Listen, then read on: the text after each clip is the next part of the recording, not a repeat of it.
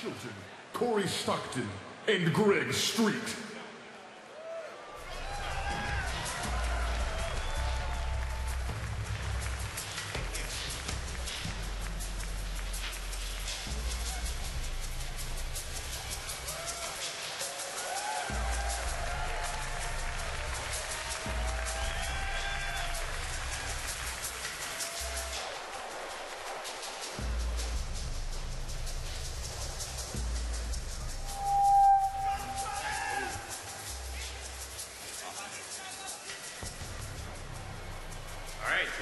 Settled in here.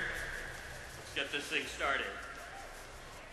So, as you guys know at this point, this is the World of Warcraft Mists of Pandaria preview panel. And, yeah! Woo.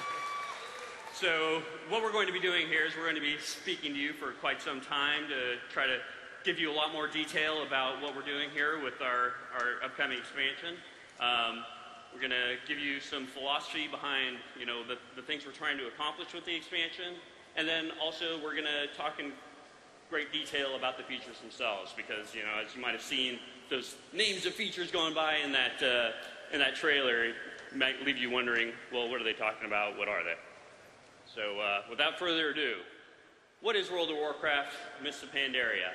And our prime objective here is we want to be combining new gameplay with the most fun parts of the past.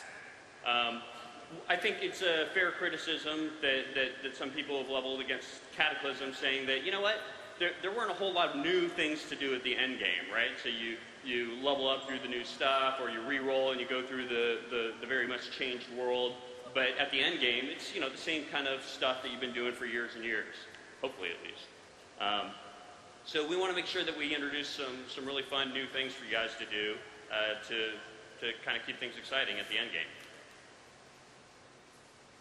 So there we are, new things to do. That's a core. I don't know about you guys, but I'm getting a little bit tired of seeing the inside of Stormwind and Orgrimmar all the time.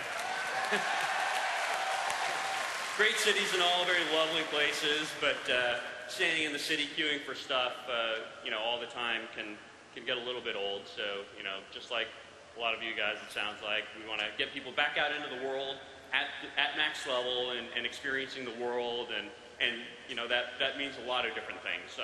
It means getting out there and having a fun questing experience. It means getting out there and doing stuff like pictured here. We've got an old school shot of Azure Ghosts. So one of the things that we're planning to do is to kind of reintroduce the concept of these outdoor world raid mobs for players to fight.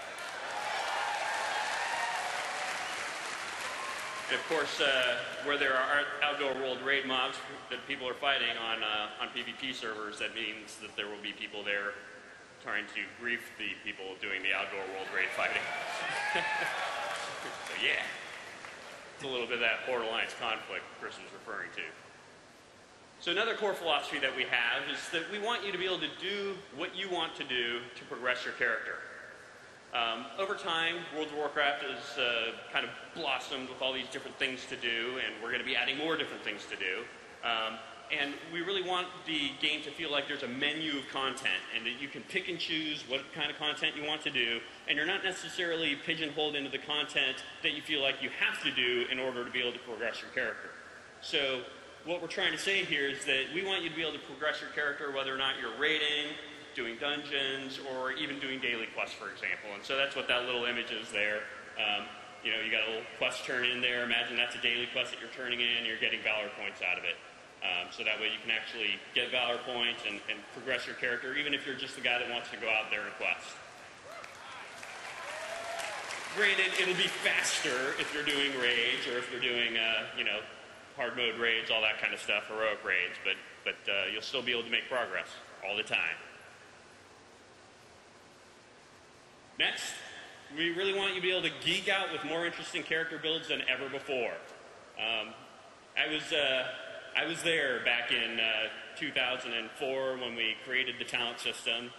In fact, that was kind of my job, was to create the talent system that you guys have experienced over the last many, many years. We had this vision, right? Back then, it was in the Friends and Family Alpha that we were getting constant feedback. You know, this was before we had a talent system. Or at least one that you know of today. And we would get constant feedback about players wanting to be able to customize their character more. You know, they wanted to be able to stand next to another character of the same class and feel like they were a little bit different, that they made some choices and that those choices were meaningful, and that led to their gameplay experience feeling a little bit different and that their character was special. So with that in mind, we went out and we created the original talent system. I would say that it was, you know, the talent system was pretty cool. You know, we drew a lot from stuff like the Diablo 2 skills system, that sort of thing. But at the end of the day, I don't actually feel like it's aged as well as I wish it had. I feel like, you know, we've been plagued over the years with cookie cutter builds, right? And how much choice do you really have when you step into your raid or whatever, and your raid leader's telling you, well, you know, those 4 points that you spent right there are going to cost you, you know, 4% DPS, and we really can't have that, so you're going to have to take a hike, that sort of thing. So we want to try to make sure that we refine what we call the talent system to get to the point where we don't have the cookie cutter builds that we have today, and that the choices that you're making are significant choices for your character, but that you actually have a lot of flexibility about how to set up your character and how to play it. So we'll be going into a lot more detail in this talk and also in the talent panel with exactly what that is. So with that, we have the introduction, of course, to the continent of Pandaria. So Corey's going to step up and tell you guys all about the continent itself. Hey guys. So everyone knows where you're going to be playing. You know what, you've heard what Pandaria is, but now we want to show you and tell you about what you're actually going to be playing in. What is this place? So it's going to be 5 new zones of level up zones is what we're looking at for the continent itself. Another thing that we're changing here is the fact that we're going to go back to a single unified continent. So if you remember back to Burning Crusade or you think about Northrend, we had one single continent with all the zones together. With Cataclysm, we changed that up a little bit and our zones were separated in different places.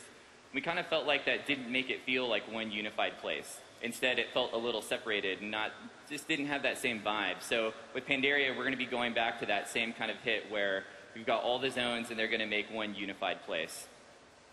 As you've probably seen from the cinematic, we've clearly got an Asian influence on the landscapes and the environments and everything you're seeing here. It's been super cool just to see the artists at Blizzard take that and turn it really into a unique World of Warcraft style. Because you could take that and just, you know, kind of make it look specifically Chinese or Asian or one specific look, but we've really put that World of Warcraft look at it, so when people see it, they instantly think, wow. Another thing that's going to be a little different that we haven't done actually really since Burning Crusade is we're going to have an auction house in the new continent. So actually on Pandaria, you'll have an auction house that you'll have access to. Now granted, you know, you're still going to need to go to Stormwind to Orgrimmar for certain things that you're going to need to do, but we want people to have that convenience that if you're at the new continent and you like playing there, you should be able to stay there in Pandaria. You shouldn't necessarily have to always be going back all the time. And another thing we're going to be changing is we're not going to have flying until max level. And it's great to see that response because that's really how we feel about it. I don't know about you, but for us, you know, it's just questing. Every time you kill a mob, you've got to get on your mount, fly up in the air, fly over something, land back down again, dismount, fly, then mount up again. You know, even though it feels convenient and fast, in the long run, we just don't really feel like it gives the best questing experience that you could have. So by going back to this, we really feel like we're going to get a better core quest experience. So here's a look at the continent as a whole. This is you guys have, anyone that's been to Blizzcon before has probably seen this. This is how we start out our design process. We lay out everything in 2D and get a feel for how it's going to play out. So you can see the 5 zones here. We've kind of got a central valley, the Vale of Eternal Blossoms. We've got dungeons across all the different zones. I'm going to talk a little bit about 2 of these zones. The Jade Forest, which is our intro, our start zone, and then the Valley of the Four Winds there on the south side. One thing that's cool is we've really been working on this for a while, so we've got a lot of stuff to show you guys. I think this is probably the first BlizzCon we're going to be able to actually show video fly-throughs of these zones with their, you know, art complete and ready to see. Here's a little look at the scale. So there's Twilight Highlands from Cataclysm, so you can just get a vibe for how big these zones are. Yes, we're delivering 5 zones, but they're really large zones. And when you add that to the fact that you're not going to have access to a flying mount till max level, you can really see there's going to be a ton of content in these zones. So a little bit about Pandaria. Pandaria's been around for a long time. The thing is, it's been shrouded by mist since the Sundering, so no one's really had access to it. The Pandaren have been alone there for all this time. They've been undiscovered. As Chris was kind of mentioning in the opening, the Alliance and Horde are locked in an intense battle. That's something that's always been the core of World of Warcraft, right? And we want to follow that up here. So they're in a naval battle somewhere close, near to the continent, and that's how they end up discovering it. They end up having a naval battle offshore, ships end up getting blown up, and Alliance and Horde end up washing up on the shores of Pandaria. And it's been revealed, thanks to the events of the Cataclysm, has finally unshrouded the mist, and you're able to find the continent. The Alliance versus Horde aspect of this, though, is that once they land here and they find it, they realize that it's a lush land, it's full of resources and all kinds of things that Garrosh could use and things that Varian can use in their war. And so they're basically going to just destroy this land, trying to get what they can out of it. And that's where we come in. Now, we've got a whole panel on story and lore. It's tomorrow at 4:15. So if you guys want some more info on that, be sure to hit up that panel. Now, besides the continent itself of Pandaria, we've also got a new start zone. So anyone that rolls a new Pandaren is going to have a new start zone to play in. What's really crazy about this start zone is that it's a turtle. You guys are going to see it here in a little bit. We've got some shots of it in a video. But essentially, you're playing on the back of a giant turtle. This turtle left Pandaria 10,000 years ago and started growing. And the Pandaren have always been happy with Pandaria. They haven't wanted to leave, but a few of them have gotten what we call the wanderlust. They kind of want to get out and see the rest of the world. And those Pandaren that want to do that have left on the turtle. And that's essentially where any player Pandaren will start playing from. Now, it's going to be similar to our past start experiences. It's going to be story-focused, simple mechanics, but it's going to really, really draw you into the Pandaren lore, their culture, their history, and find out really what's going on with them as a whole. Super unique. Greg's going to talk about this more in a little bit, but the Pandaren are our first neutral race. So it's a race that you're going to start out as neutral and play from level 1 to 10, and then when you get to level 10, you're going to pick your faction. You'll pick Alliance or Horde at that point, and it's a one-way choice. So you'll make that choice, and then you'll decide and go forward from there. Yeah, we're pretty excited about that. It's the first time we've had a chance to do it, so it should play out really cool. So here's a look at some concept art of the turtle. Like I said, it's a turtle. So you can see there's a valley you start in and you kind of work your way around. We've got a really cool storyline here where you're trying to restore some spirits to that central temple. This is the map. So this entire play space, the entire starting zone is playable here at the show, on the show floor. So you'll be able to go over, get a Pandaren, and play all the way through. That's why we have a final map here, because this whole thing's playable now at the show. Here's some screenshots of a look. This is that central temple you saw. This is a look at the edge of the turtle, so you can kind of see where the turtle hits the ocean there. Obviously, Pandaren love beer, so they need lots of breweries. You'll find these all over the place. And then this is a great shot showing the actual, the island itself that you're playing on. You're on the back of a turtle. So when we say you're on the back of a turtle, we're not trying to fake it and kind of just look like a turtle. This actually is a turtle that you're playing on. When you run up to the edge, you'll be able to see water on the edge. You'll be able to see the head. Everything will be animated. So it's going to feel really cool and unique. And here's a video of some of what it looks like.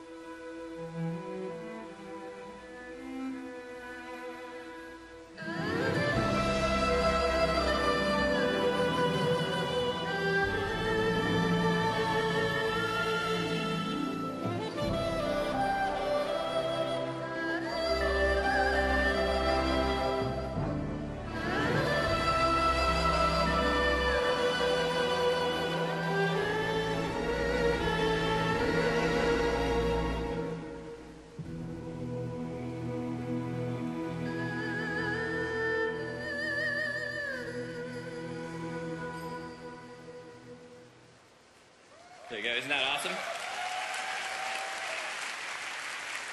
I mean, we've been seeing this stuff for